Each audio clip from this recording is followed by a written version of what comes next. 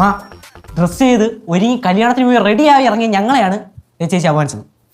ഇതെന്ന് ഞങ്ങളുടെ മനസ്സിൽ കാണും. കലിപ്പായ ഞങ്ങള് ഭയങ്കര കലിപ്പാണ്. അതെനിക്ക് അറിയാലോ, കലിപ്പായ താൻ ഭയങ്കര കലിപ്പാന്ന്. ചേട്ടനും ചേച്ചിനെയും വായിന്ന് വീണത് ഇങ്ങനെ കാണാതെ പഠിച്ചു വെച്ചേക്കാ അല്ലേ? അങ്ങനല്ലേ വേണ്ടത്. ഓ അമ്മ അമ്മ ഞങ്ങൾ കല്യാണത്തിന് പോയി ശരിക്കും എന്താണ് പ്രശ്നം? നിങ്ങൾ കല്യാണത്തിന് പോകണ്ടെന്ന് ഞാൻ പറഞ്ഞില്ലല്ലോ. കല്യാണത്തിന് പോയിക്കോ. അയ്യോ ഇനിയിപ്പോ ആരെങ്കിലും പോവാൻ പറഞ്ഞാൽ ഞങ്ങൾ പോകൂല. അല്ലെങ്കിൽ കല്യാണത്തിന് പോവാനും ഞാൻ പറഞ്ഞില്ലല്ലോ.